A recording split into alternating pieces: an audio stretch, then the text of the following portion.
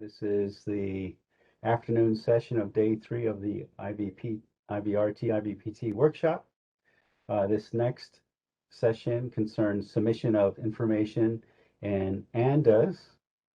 All the speakers and panelists are actually staff from the FDA. So as you've done so well over the last 2.5 days, please feel free to type questions into the chat box, and the panel will certainly do their best to address all your pressing questions. It's a pleasure to introduce the moderator of this session, Ursula Katragada. She is a bioequivalence reviewer in OGD. Please kindly refer to the speaker biography booklet. And Ursula, thank you so much for moderating the session. Thank you for the introduction, Dr. Poli. Greetings, everyone. Welcome to the session of Submission of Information in Abbreviated New Drug Applications, ANDAs.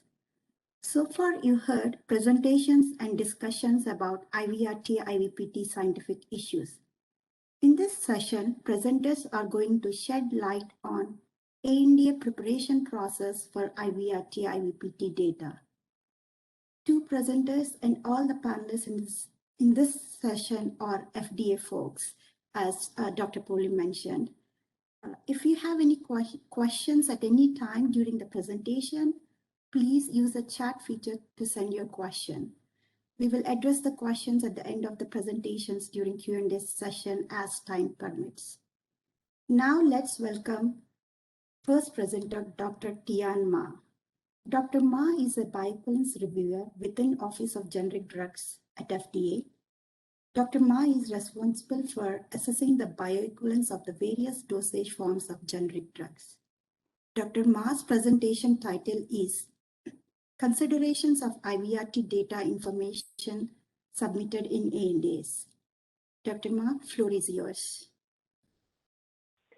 So good afternoon, everyone. For today's presentation, I'll talk about the considerations for IVRT data information submitted in ANDAs, and later on, Rationale will talk about the consideration for IVPT data information submitted in ANDAs. So the next slide, please. So before I start, just a disclaimer, this presentation reflects only my own views and should not be construed to represent FDA's views or policies. Next slide, please. So for the outline of today's presentation, I'll first talk about background information for IVRT submissions, and then I'll talk about considerations for high quality submission for IVRT. So again, I would like to emphasize that this presentation will only talk about the submission part, but not the scientific discussion part, which were covered in most part of the previous IVRT and IVPT workshops. So first, for the consideration of high quality submissions for IVRT, I will first talk about general considerations regarding what information to submit and in which module to submit. Then I will talk about submission related common deficiencies that are regarding to the method development, method validation, which include IVRT method validation, as well as analytical method validation, and also pivotal study. I will also talk about general deficiencies that are common to all of the method validation, method development, as well as pivotal study. And lastly, I will conclude with summary. Next slide, please. So in recent years, we have observed increasing trend of topical product ANDA submissions that contains IVRT studies. And we notice that deficiencies related to IVRT are very common observed and contribute to the bioequivalence or B deficiencies being classified as major by OGD. And many of these IVRT deficiencies are related to incomplete submissions and are therefore avoidable. So we hope that by this presentation, it could help you to better prepare a high quality submission for the IVRT study. Next slide, please.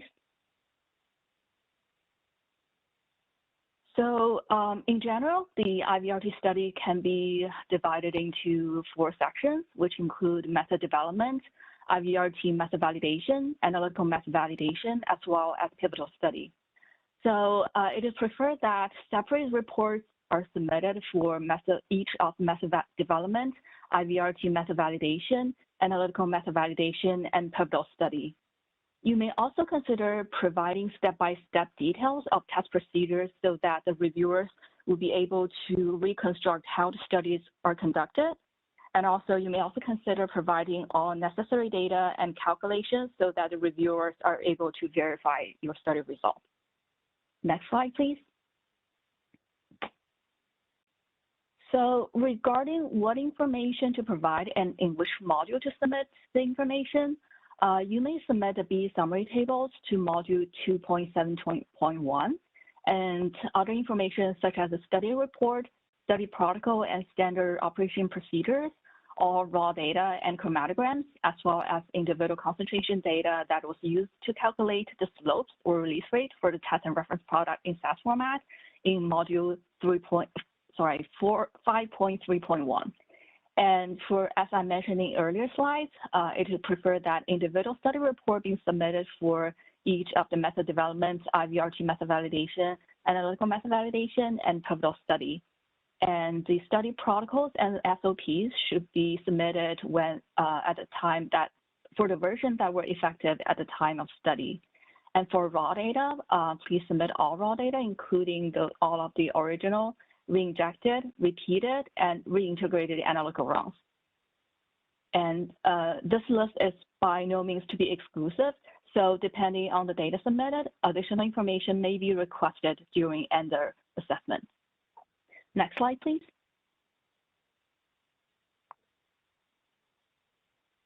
So for the next part of the presentation, I'll focus on the common deficiencies that are submission related. So we hope that these common deficiencies that we observed during our ender review will help you better prepare your IVRT submission in your ender.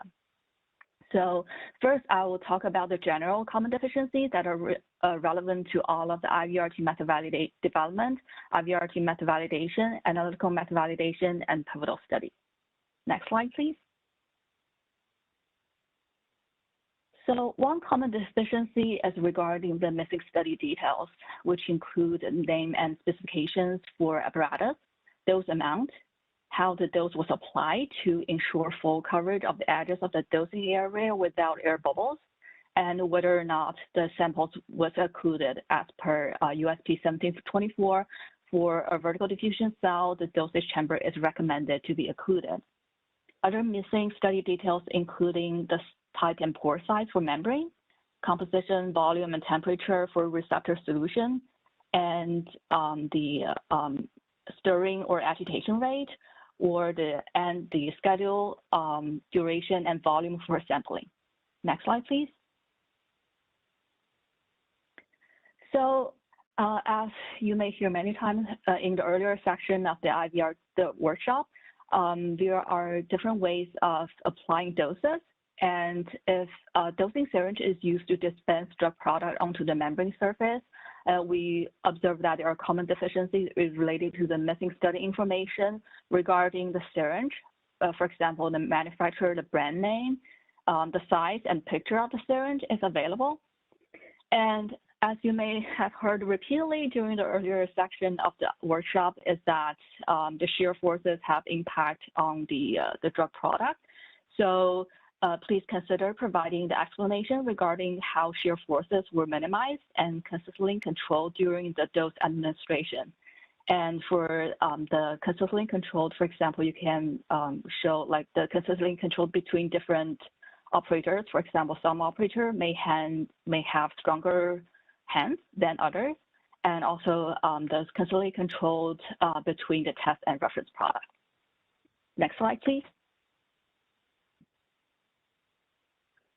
Other common deficiencies include the missing study dates for the IVRT experimental date and study sample analysis date, as well as the missing study site name address for the in vitro B site and an analytical site. Also missing identity of batches being used in each study, for example, the batch numbers, as well as whether it was the test or reference product that was used. And if the test product was used, then you may also consider specifying whether it was a scale-up batch, exhibit batch, or altered test product. Next slide, please.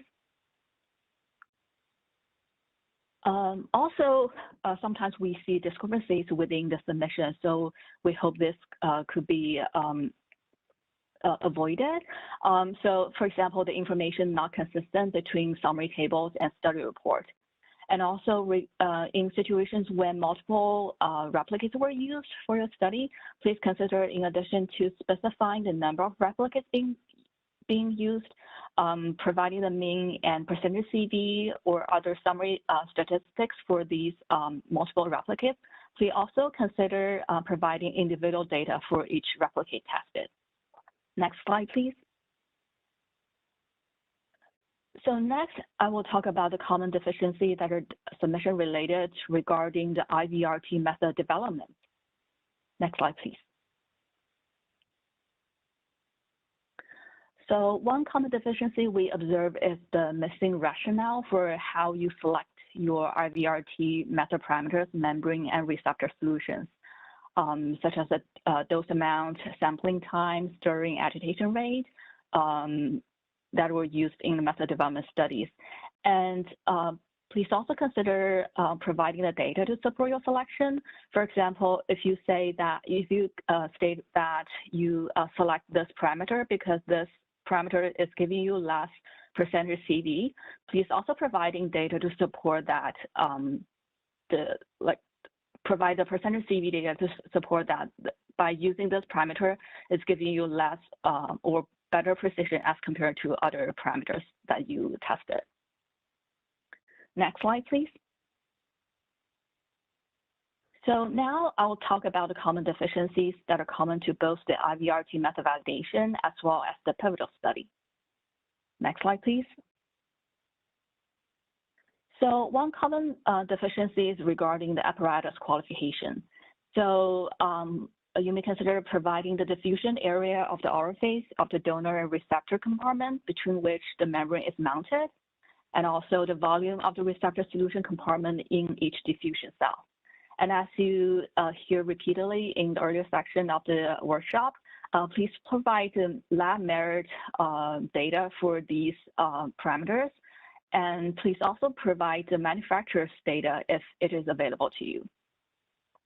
And you may also consider providing the control data for the stirring or agitation rate, as well as control of the temperature at the IVRT membrane and receptor solution for the duration of your IVRT study. And it is preferably that this is measured at least hourly. Next slide, please.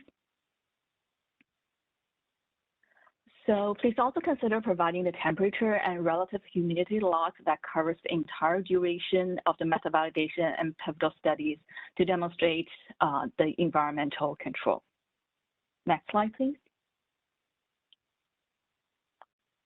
Another common deficiency we observe is the missing detailed IVRT procedure, which could help the reviewer to reconstruct how the study was conducted. And this includes a detailed procedure regarding how the membrane was mounted on each diffusion cell, whether the membrane was pre-soaked, and if it is pre-soaked, and it was for how long, and when the receptor solution was added to the diffusion cell, how air bubbles were removed, and if there were starting and stopping of the stirrer around sampling times, and if yes, when the stirrer was stopped and started. Next slide, please.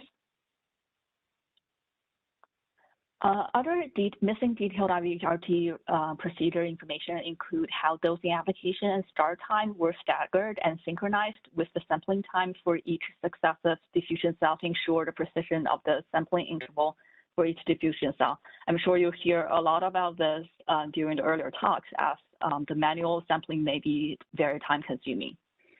And whether the receptor solution was pre-warmed to a specific temperature prior to replacement of the withdrawn aliquot volume for each cell. Next slide, please. So other common deficiency, including missing rationale for any deviation from the USP 1724 with supporting data. So for example, if you decide that you plan to use a different apparatus as recommended in the USP, please provide the data to your rationale and data to support that. Next slide, please. So now I'll talk about the common deficiencies related to the IVRT method validation. Next slide, please. So regarding the receptor solution qualification, common deficiency we observed is the missing details regarding how the study was conducted.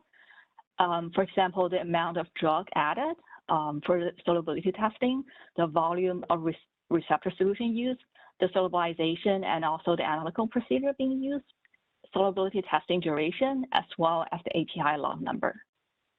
Next slide, please.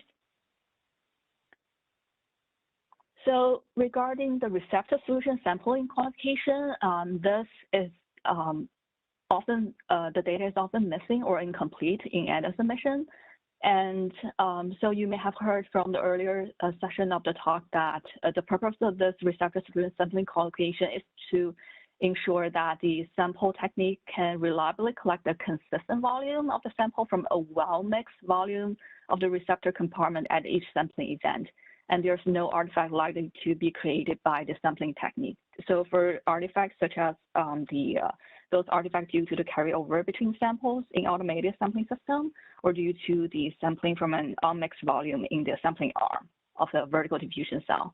So please consider providing the accuracy and precision data of receptor solution sample collected at each time point to support your receptor solution sampling qualification. Next slide, please. So for linearity, we also notice that this is sometimes missed from the submission, or sometimes it may be confused with the linear data for the analytical method validation. So for the linearity qualification study for the IVRT method, please consider providing the linearity data calculated from the drug release rate across a range of selected sampling times. And the linearity comparison can be made within and across all rounds. And common deficiency for robustness study include the missing robustness study data, including but not limited to the temperature variations, the dose volume variations, receptor solution variations, and mixing rate variations. Next slide, please. So for the sensitivity, specificity, and selectivity studies, one common deficiency that are observed is the missing detailed product information for the batches. And this especially happens for those modified test products that were used in the sensitivity, specificity, and selectivity studies. And this include, but not limited to, the batch formula information, manufacturing date, manufacturing process, batch size, potency, and content uniformity if available. And please also consider specifying whether the different formulations in the sensitivity study were evaluated in parallel on the same day. Next slide, please. So regarding the supplemental selectivity, this is another deficiency that are very commonly observed, and the data is often missing or incomplete in the ANDA submission.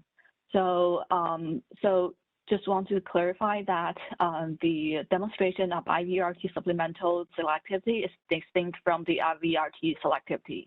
So you may hear this a lot from the earlier talks. So I just want to emphasize that the IVRT selectivity validates the ability of the IVRT method to discriminate differences in release rate under conditions where the release rate may be expected to differ in a predictable manner, which is that when there are different concentrations of drug in formulation, such as 100%, 50%, or 150% of the nominal concentration.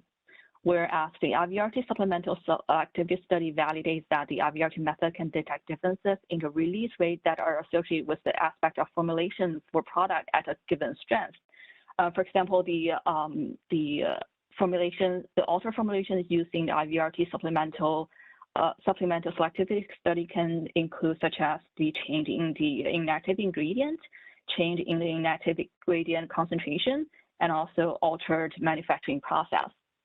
So for the supplemental selectivity study, please consider providing the study procedure, the study data, as well as detailed product information as mentioned in the previous slides, such as the batch formula, the manufacturing process, manufacturing date, and etc. Next slide, please. So for precision and reproducibility studies, please consider providing a minimum of 3 independent precision and reproducibility runs. A run for the study may be organized to facilitate a simultaneous evaluation of intra or instrumentation and or inter-operator precision and reproducibility. And common deficiency we observe for precision and reproducibility study include missing details regarding whether multiple operator or instrument were used, and when multiple or operator or instrument were used, they were missing inter-operator or inter-instrument precision and reproducibility data. Next slide, please. So next, I'll move on to talk about the common deficiencies that are submission related regarding the analytical method validation. Next slide, please. So one common deficiency is regarding how missing information regarding how the if and how the samples were processed prior to HPLC or UPLC analysis. For example, if there were dilution of samples, you may consider providing detailed dilution procedures, such as information regarding the dilution factor, dilution medium, and timing of dilution. And also, please consider providing the dilution integrity data to support it. Another common deficiency is regarding the missing information for a maximum storage period and storage condition or temperature for the IVRT samples. And this will help the reviewer to confirm whether the stability data is adequate to support the sample storage period. Next slide, please.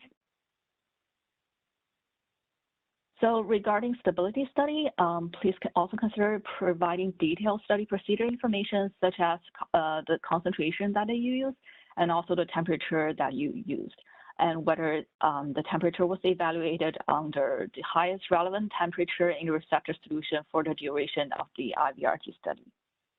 Next slide, please. So now I will move on to talk about the common deficiencies that are related to the pivotal study. Next slide, please. One common deficiency we observe is the missing summary information for the calibration curve standard or CCs and quality control data or QC for the IVRT analysis. So please consider providing summary information regarding the accuracy and precision, if applicable, for your CCs and QCs. Please also consider providing information regarding the linearity, including the range of the R-square values, your linearity range, and also the lower limit of quantification or LLOQ concentration. Next slide, please. So during the IVRT analysis, sometimes it happened that there were sample rejections or wrong rejections or sample repeat analysis, reinjection, or reintegration.